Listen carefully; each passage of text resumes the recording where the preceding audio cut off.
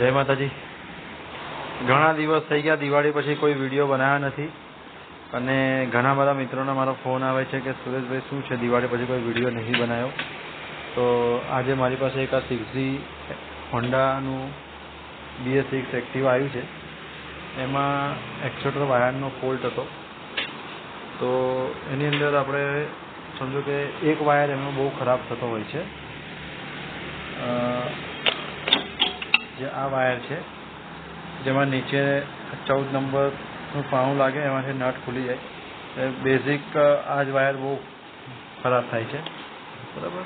અને એક્સેટરમાં જોઈએ તો આગળનો પાછળની સાઈડનો બરાબર। અને આ નીચે જોઈએ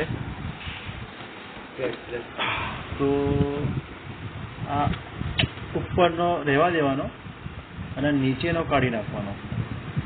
તો એક એ સારો એવો કોન્સેપ્ટ છે અને એનાથી એક્સેટર બી બહુ સ્મૂથ થઈ જાય છે। તમે જુઓ છો સારો એવો ફરક છે।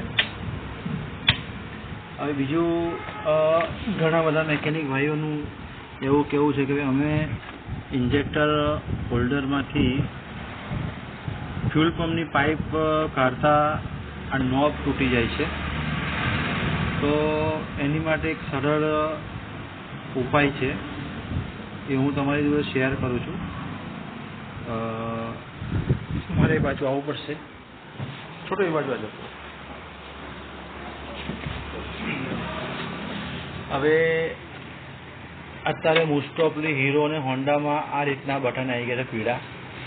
હવે ઘણા બધા લોકો અને ખોલવા માટે ઘણા બધા ઉપાય કરતા હોય છે, પણ એનો એક સરળ ઉપાય એવો છે કે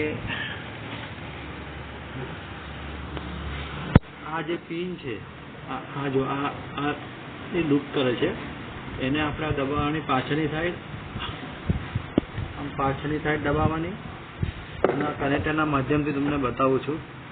અને આમ પાછળ દબાવો, આમ અને અંદર પુશ કરો આવી રીતે અને આ પાઇપ ઇઝીલી નીકળી જાય। જો આ ઇઝી નીકળી જાય બરાબર।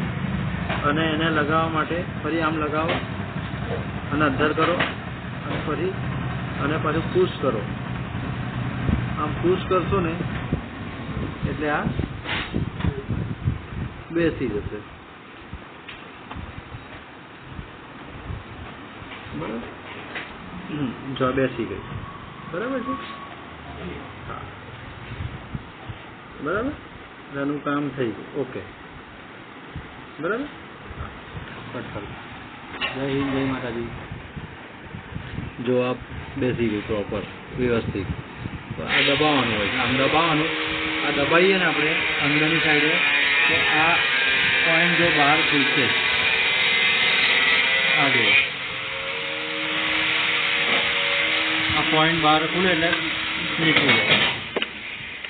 ડિસ્પ્લેસનો કે કનેક્ટરનો કોઈ બી ઉપયોગ કરવો નહીં।